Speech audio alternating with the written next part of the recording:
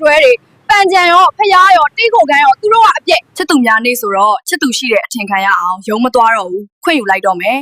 ချောကလက်ကျွေးမဲ့သူမရှိစိတ်ညစ်ပါတယ်အမေကလည်းရုံမသွားရင်ကြည်မှာမဟုတ်ဘူးအဲ့တော့တနေကုန်ရှောက်သွားပြင်မယ်ငါမှသာချစ်သူမရှိတာသူများအတွဲကြီးနူးနေလိုက်ကြတာသူတို့မရှိတဲ့နေရာသွားတော့မယ်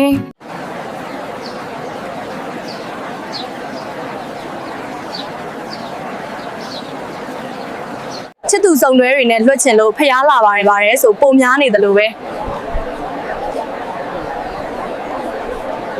ငါလည်းအေးစိမ်းနားလို့ရတဲ့တဲခိုခန်းသွားပြီးအိတ်နေလိုက်တော့မယ်